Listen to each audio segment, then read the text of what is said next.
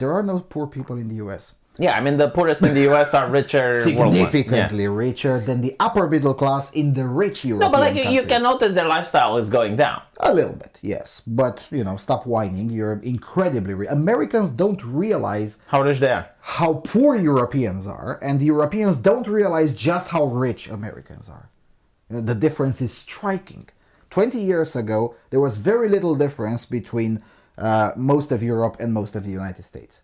Today, the difference is more than 250%. They're significantly richer at all classes. But look at Germany, 5 seats for nuclear fusion, over 150 seats for gender studies. No, like we don't produce anything, but we regulate. Yes, I mean all the AI. Europe is the world champion in regulation. Yeah, it's the only field where we excel. Yeah, I mean right now the new technology is AI. You may say that it's dismissive. Other people call it destabilizing because people are using GPT more than Google engine, whatever. Oh no, Google might lose some money. That's not destabilizing. That's neither here nor no. They say it's destabilizing in the future, like if the trend continues. We'll see. But anyway, right. My point is, the European Union doesn't make an AI, but they made the first regulation for AI in the world, right? Yes, so. And it's so crazily written that if it were to ever be applied, that would make it impossible to innovate anything in Europe. And I'm not surprised. It's not the first time. I mean, GDPR killed the very idea of a European social media.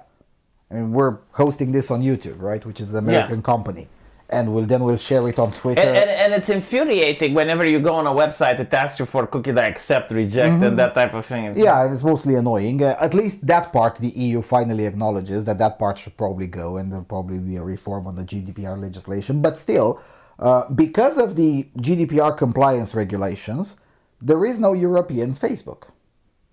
We're going to host this video on YouTube, then we're going to share it on Facebook and on Twitter or X. Do you think it's like American sabotage? Because I heard, for instance, Tucker had an interview with an expert in American censorship. And he was basically talking about how in order to mess with Twitter, the EU passed a new law and they're applying it only to Twitter. It's a bit more complicated than that. But I suppose for the very low level of intelligence that the MAGA audience tends to sport, I guess that's a good enough description. But, if you're slightly smarter than that, you'll realize that it's a bit more complicated. It's not just for Twitter. Technically speaking, it applies for Facebook and Apple as well. And I don't think it's American sabotage because I know the politicians who write them. I know them personally. Okay. And no, they're that stupid. They're that stupid. It's very difficult for people to understand that, no, our politicians are stupid. Some of them are evil, sure, but a lot of them are not evil. They're just stupid. But they get lobbyists and people asking them to pass this shit. Of course. But some, especially these on the digital market, that's how they call it in Brussels, the digital market regulations. The Digital Market Commissioner is what used to be a Linux autist who genuinely believed that sabotaging American companies' interests in Europe is a good thing. And she was unable to comprehend that, look, the result of that will be more dominance from American and Chinese companies and zero competition from European companies. It will not be an open source heaven. Did they not rescind that? Did they not? No. GDPR is still there, and that's why there is no European... because Facebook can get away with it because it's very hard, very big. And they can say, money, and they can say, okay, fine, we're just going to build another huge data center in the middle of Europe, and that's where we keep your data, and we promise to try our best not to transport it back to the United States. And then for the rest of the world, they still use their data centers from the US, and there you go, problem solved, super idiot.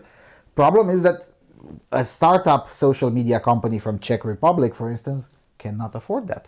And if they get more than 50 million clients in the EU, then they'll be subjected to GDPR compliance, and good luck. That's the end of it. And that's a real case. There was a Czech social media company, I forget its name, that was just hitting 50 million clients around 2018 when GDPR came into force. And the result of GDPR was them declaring bankruptcy. There was no problem. We cannot afford, financially speaking, to ever be compliant with this shit. And the EU doesn't care, right?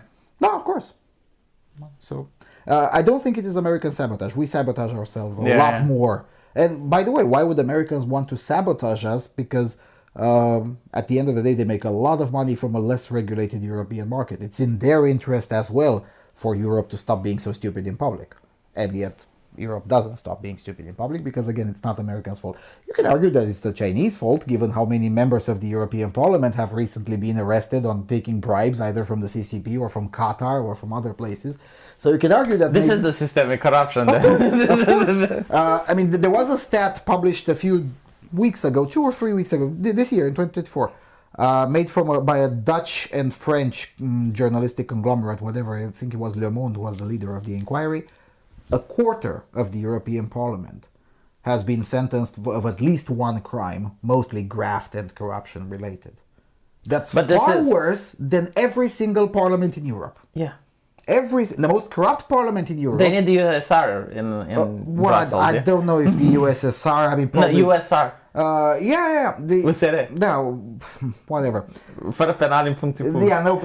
Yeah, no convicted criminals in public positions. But I guess no, not convicted. No criminals under. Yeah, no criminals in public positions. No criminals under investigation. Under investigation. Yeah.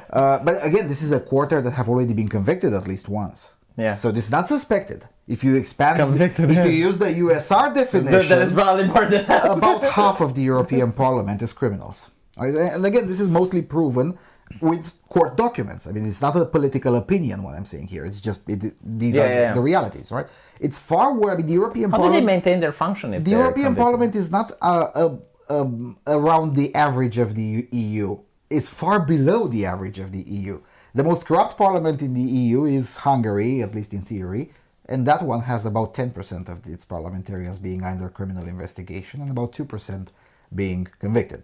So the second most corrupt is Italy, about 8% under investigation, about 2.5% convicted. How's ours then? We're, I think, 7th or 8th. Oh, really? Like that good? Yeah, it's not that bad.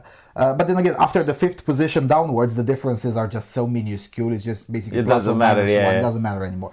But the European Parliament is number one with the bullet at a huge distance from second place and definitely from more. So is that American sabotage? Of course not. No, it's just our corruption. That's systemic corruption for you. And why? Because the European Parliament is not subjected to FOIA requests or to audits so often as all the others. I mean, you can audit the expenses of a certain MP in every single European country. You as a citizen. I think there was a German EU MP that actually went to Brussels and started showing just how politicians live. Pissed off a lot of people in Brussels. Of course, yeah. But the public didn't. Yeah, the public didn't like what they saw. Yeah, of course they didn't. But the European Parliament is so remote, and it cannot be audited so easily. Not to mention that whenever the EU itself is audited, they don't pass the audit. The EU, the European Commission, and the budget hasn't passed an audit for 20 years now. But that's okay, because nobody argues against it. And if you dare to say anything about it, of course, your mother is Putin, and that's a huge problem, right? That's just they managed to connect the idea of the EU and NATO as if the EU protects us from Russia. As if they're the same thing, and of course they're not. And the EU protects us from Russia, right? Not to mention that 2 European countries that are founding members of NATO are not in the EU: the United Kingdom and Norway. And Norway voted twice against the very idea of ever getting into the EU. Does that make them Putinists? No, of course not. But yes, in many member states, including our own, it has been connected in public, also through systemic corruption of the media this time around.